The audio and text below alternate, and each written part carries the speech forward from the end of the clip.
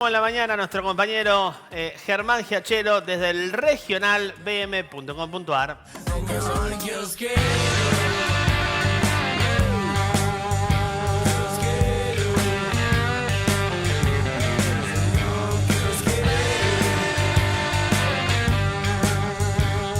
Muy bien, bienvenido Germán Giachero. Buena mañana, buen día, ¿cómo andamos? Hola Leo, hola Dani, hola a todo el equipo, ¿cómo están ustedes? Buen día, una mañana fría, al principio ahora se está componiendo un poquito, el sol está haciendo de las suyas, así que un poco más contentos, digamos, ¿eh? No es de mi gusto grande el frío, así que cuanto más lejos mejor, pero bueno, estamos en la época, así que hay que aguantar, como hay que aguantar tantas otras cosas, ¿no? Exactamente, tal cual, Ger. Así que bueno, nada, feliz de verte, feliz de charlar con vos. Te encontramos siempre en la habitualidad del noticiero, pero nos encanta, como siempre, charlar acerca de las novedades que se proponen desde el regional bm.com.ar. Podés encontrar toda la información, podés encontrar también artículos periodísticos y siempre hay uno que elegís, Germán, para compartir con nosotros y para traerlo a la mesa de trabajo. Y en el día de hoy, ¿hacia dónde vamos con el tema? Bien, como siempre, gracias por la apertura y por el saludo. Como siempre, en la regional encontrás todas las noticias del día y algunas otras notas que son de nuestro estilo, que nos gusta ir un poquito más allá, ¿no? Indagar un poco más y pensar un poco más con profundidad. Perdón. Para hablar en este momento sobre este tema en particular que tiene que ver con cómo los gobiernos van construyendo su relato, ¿no? Cómo los diferentes gobiernos van queriendo tejer una realidad. Permiso, tomo un poquito de agua. Sí, Ger. Sí, por favor. Es entendible en la época del año, ¿eh? Ahí va, muy bien. Entonces, la idea es, bueno, preguntarnos cómo a través de frases históricas que dejan nuestros presidentes, nuestros dirigentes políticos en funciones importantes como la presidencia de la nación, cómo se va construyendo relatos, ¿no? Cómo cada gestión, cada gobierno busca tejer una trama diferente de la realidad social, de la realidad política y de la realidad económica, que se va acomodando obviamente a los objetivos y deseos de cada gobierno de turno, pero que muchas veces detrás de ese relato nos encontramos con una realidad que es muy diferente. Y eso pasa siempre. Pasa siempre. Están quienes deciden creer el relato a pie juntillas, de principio a final. Están aquellos que no creen en nada, pero ni siquiera se atreven a leer ni la primera línea. Y están aquellos que, bueno, van viendo qué parte de ese relato, de esa historia que nos tejen desde la oficialidad, desde el oficialismo, qué parte es real y qué parte no. Quiero compartir algunas frases que han quedado para la historia, ¿no? Y ustedes por ahí me pueden acompañar, me pueden interrumpir. Pero si yo digo, por ejemplo, estamos en el primer mundo, estamos mal pero vamos bien, seguramente cualquiera de ustedes puede decir, bueno, ¿qué presidente lo ha dicho en los últimos 40 años a ambas frases, ¿no? Sin dudas podemos estar pensando en Carlos Saúl Menem, con todo lo que eso significó, ¿no? Y estas dos simples frases revelan o exponen el trazo fino del relato que construyó el menemismo, ¿no? En esa década de los 90. El que depositó dólares recibirá dólares fue otra de las célebres frases de un presidente provisorio, estuvo durante un tiempo, Eduardo Duhalde. Hay vida después del Fondo Monetario Internacional, lo dijo Néstor Kirchner. Cristina también fue célebre por muchas de las frases, ¿no? que dejó para la posteridad en sus años de mandato. Pasamos a Mauricio Macri, por ejemplo, ¿recuerdan ustedes cuando hablaba de la revolución de la alegría, la revolución de la felicidad? Que había que inyectar felicidad en su gobierno, en sus funcionarios y que eso luego se trasladaría a la gente. ¿Recuerdan los brotes verdes? Ese relato de que todo iba a mejorar en el segundo semestre. Sí. Pasamos por Alberto, pandemia, pasó lo que pasó, quedaron innumerables frases que no vienen al caso ahora. Y llegamos a Milei, ¿no? Me queda una frase que revela el intento por tejer una realidad que no favorece a la mayoría de los argentinos y el ajuste más grande de la historia. Que a cada gobierno le gusta exagerar sus virtudes. Bueno, el mileísmo hizo si existe el mileísmo como tal, el ajuste más grande de la historia. Se lo suele escuchar repetidas veces decirlo el presidente Javier Milei, que tiene el mejor ministro de Economía de la historia. Bueno, Macri decía que tenía el mejor equipo de gobierno de los últimos 50 años. Milei les llevó al límite extremo, ¿no? A lo que es esta cuestión de tener el mejor ministro de la historia, hacer el ajuste más grande de la historia, y este relato que va construyendo, ¿no? Con una inflación en baja, con números macroeconómicos que son favorables para Argentina, pero con datos que no tienen que ver mucho con la realidad cotidiana de la mayoría de nosotros, ¿no? Cuando tenemos un consumo caído, cuando tenemos comercios con ventas alicaídas, cuando aparecen también situaciones que tienen que ver con los números de la pobreza, que si bien han mejorado según las últimas estadísticas del INDEC, continúa siendo terrible. Casi 4 de cada 10 argentinos se encuentran por debajo de la línea de pobreza. Salarios también congelados, que más allá de que la inflación tengamos 2 puntos, 2,5 puntos, casi 3 de manera mensual, las paritarias no dan margen para un 1%, más de un 1% mensual. Entonces, hay muchas cuestiones que hay que revisar, que hay que replantearse. No decimos está todo mal, pero tampoco está todo bien, como siempre quieren pregonarnos nuestros gobiernos futuros, ¿no? Crear esa ultra realidad que siempre tiene un contraste a veces mayor, a veces un poco menor, con lo que sucede cada día en cada uno de nuestros hogares y en la vida cotidiana, chicos.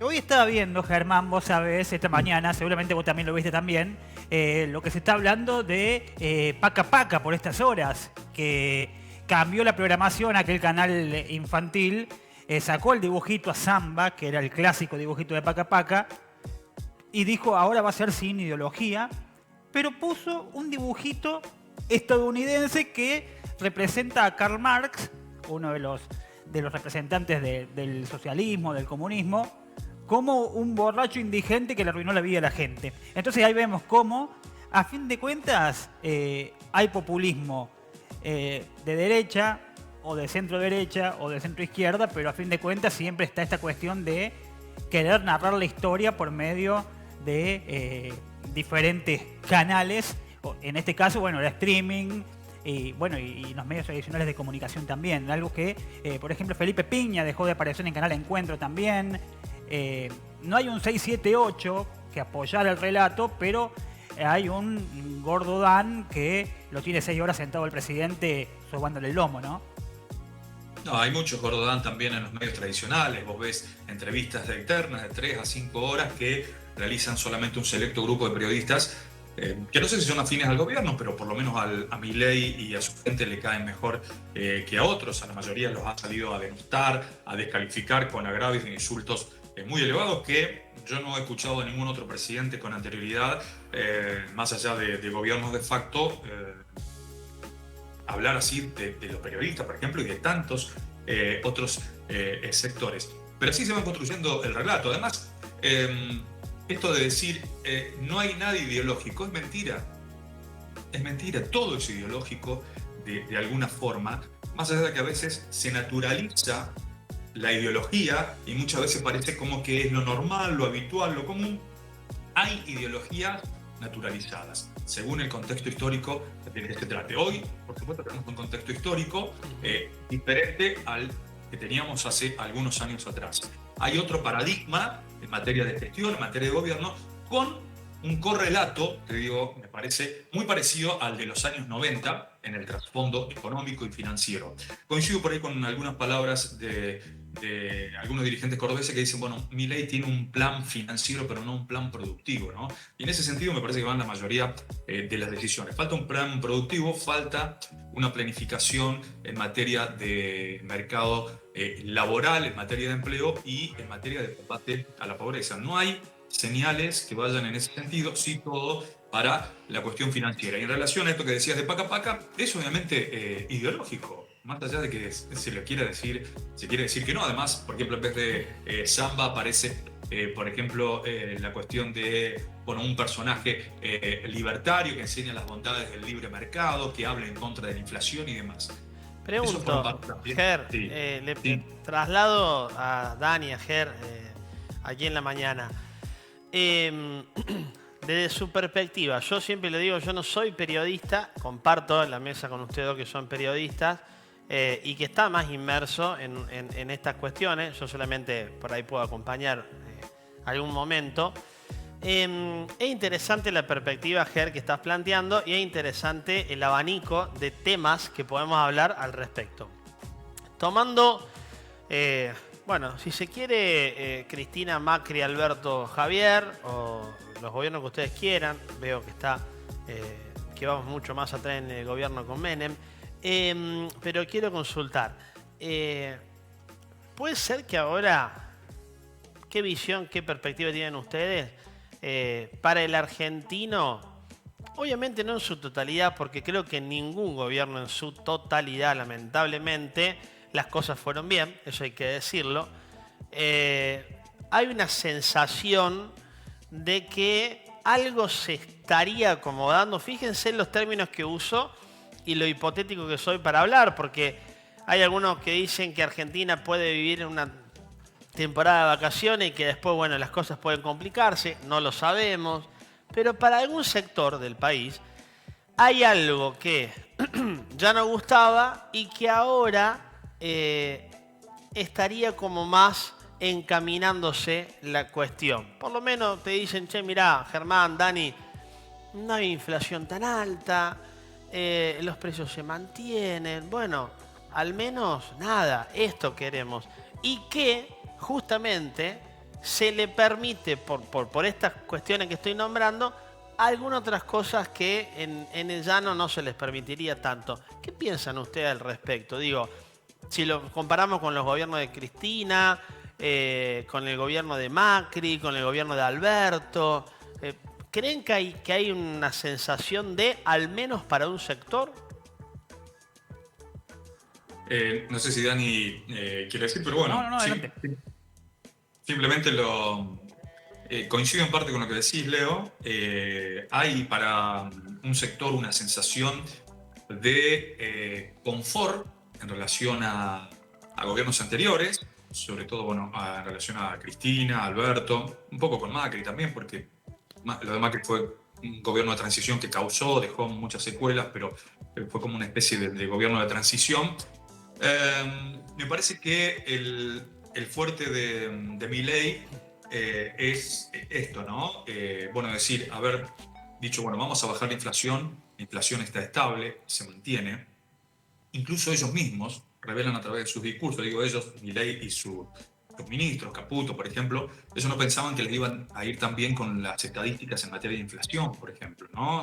Incluso se sorprenden.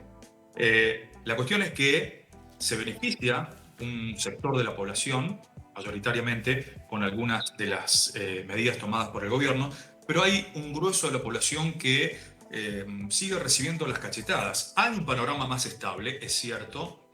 No estás con ese dolor de cabeza permanente de saber que tenés que comprar algo esta semana porque la semana que viene va a aumentar un porcentaje enorme, o el mes que viene ya no sabes si lo vas a poder comprar. El tema es que tenemos una vara muy baja en materia de salarios, tenemos una vara muy baja en materia de empleo, muy debilitado. El mercado laboral, el 50% del mercado laboral es trabajo en negro, por ejemplo, un mal que se arrastra de otros tiempos, es cierto, pero acá no se le está dando solución tampoco. La pobreza ha bajado, se han reducido los números en relación a las mediciones de los primeros meses del gobierno de Milei, pero continúa siendo alta, ¿sí? Claro. Entonces, a mí lo que me asombra, de todas formas, es todavía el respaldo que tiene Milei, ¿sí? El apoyo que sigue recibiendo de muchos sectores, incluso que no han sido beneficiados de manera completa por las políticas económicas actuales. Me parece que, de todas formas, hay como un sistema todavía muy endeble, con unos cimientos medio flojos, y que hay que ver si esto se consolida. Pero de todas formas no veo una política que atienda a la mayoría de la población, chicos. También hay que pensar que el voto a Milei en una parte es un voto a favor de Milei y otra parte es un voto en contra de. Entonces hay un punto social que tiene que decir, el peronismo tiene que decir, chicos, hagamos una autocrítica de una vez por todas, porque no la hacen, Porque salvo Grabois, nunca ninguno dijo, che, hicimos las cosas mal.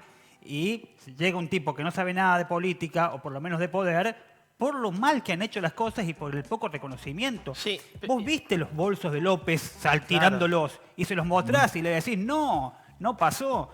Sí. No, tiene que haber determinada justicia para que... O sea, hay cosas que están al frente de los ojos y no quieren ser Claro, reconocidas. lo que yo Y creo, también hay un problema siguiendo con esta eso. línea, me parece un dato, que... amigo. ¿Cómo?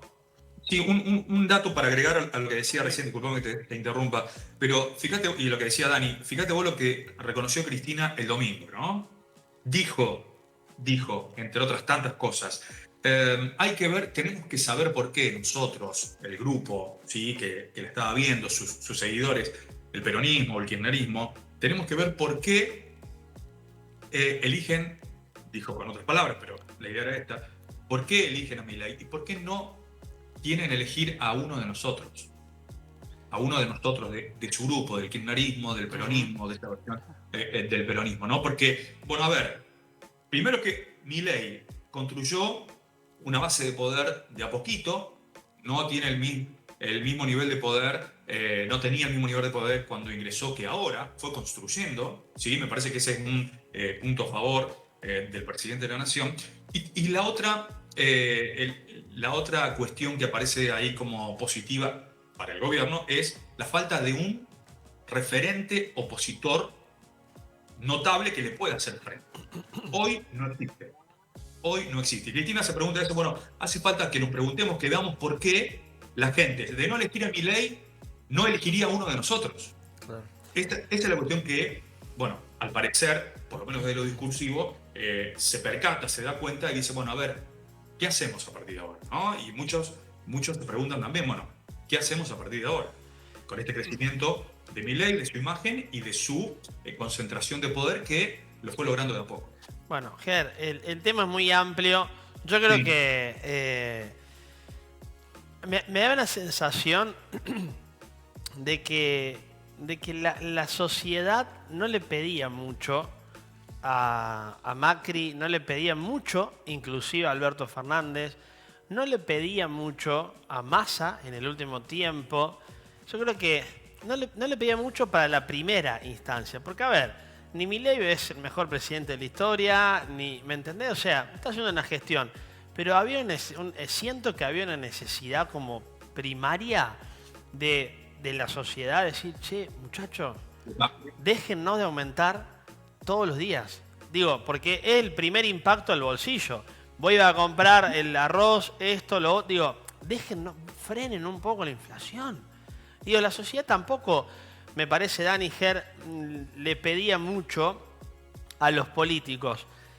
Milei pareciera que ahora, bueno, está cumpliendo con eso. Yo creo que llegará el momento, Ger, entiendo, en el cual la sociedad argentina, sí, me parece, le va a pedir productividad, le va a pedir obras nacionales, le va a pedir lo que en una habitualidad de país se necesita.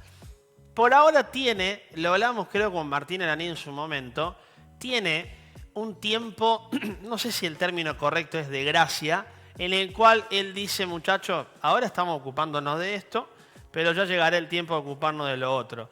A ver, a priori el vecino dice, sí, mirá, que no me aumente, bueno, es lo que te pedíamos, ahora trabajemos por mejores salarios y demás. Pero bueno, se choca con el relato también de Dani Ger, de Milei, que te dice, muchacho, yo quiero hacer contrapunto con esto, que te dice, muchacho, yo no te puedo solucionar en 1 año y medio, en 2 años recién, lo que hace ya varios años viene sucediendo en el país. Y otra cosa que me quedaba recién, que yo lo escuchaba atentamente a ustedes, yo siento que acá, para el peronismo puntualmente, el peronismo tuvo en los últimos años, corrígeme ustedes y pueden hacer los contrapuntos porque esa es la idea del debate. El peronismo tuvo su rival político, por más que hayan tenido mucho, agrietó contra el PRO, ¿no? ¿Estoy equivocado? Y el PRO, para el peronismo y kirchnerismo, llámese Cristina, Alberto, Massa, etcétera, Kicillof, era un rival que siempre estaba 2 o 3 puntos arriba, el peronismo. Siempre en las discusiones políticas o las cuestiones políticas, las terminaba ganando el peronismo, en su momento oficialismo, y en su momento oposición también las ganaba.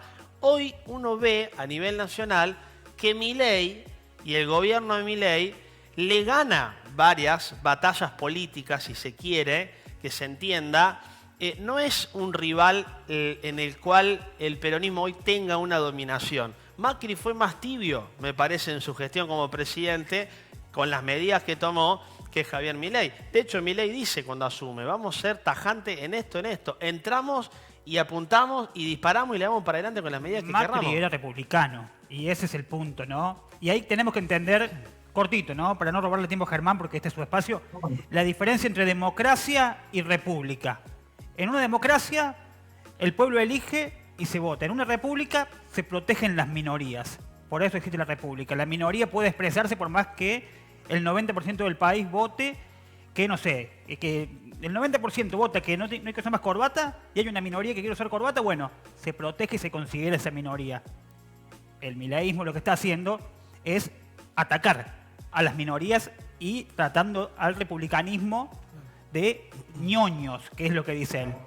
Esa es la cuestión a tener en cuenta, y cuando hablamos de minoría pueden buscar, pueden googlear y darse cuenta qué sectores son los más afectados. Ger, lo cerró vos al tema en la mañana, Ger.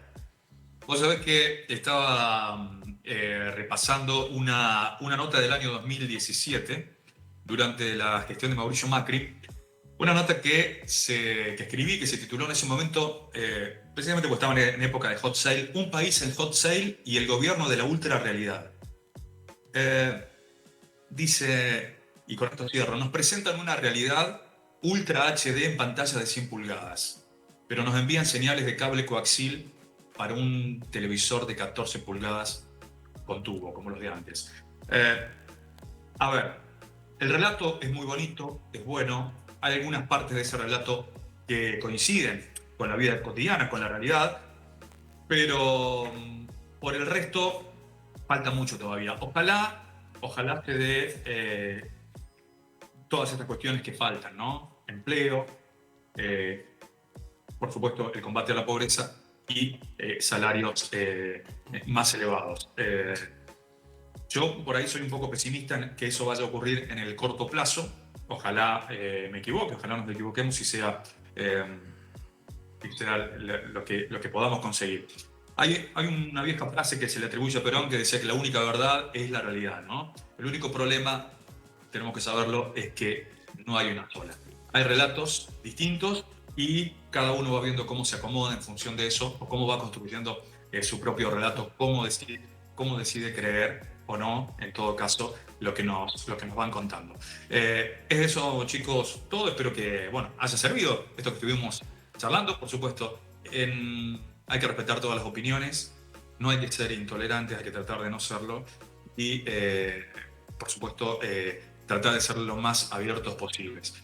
Cosa que no está ocurriendo, no ocurría con gobiernos anteriores, donde disentir era visto como algo negativo, en este momento también, ¿no? Entonces, vale esta cuestión de charlar, de compartir, de discutir, pero no por eso seguir construyendo una grieta más profunda y más enorme.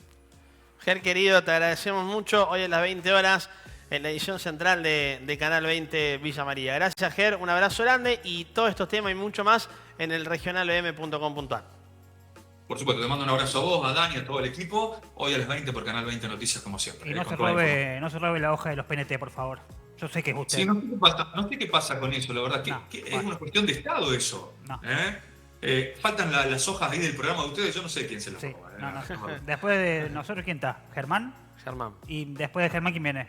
nosotros. Bueno, está clarita la estafa, chicos. Gracias, claro. Ger. Un abrazo. Gracias, Ger. Es increíble, Dani, ¿eh? Bueno, pausa cortita, quédate con nosotros y ya volvemos. Dale.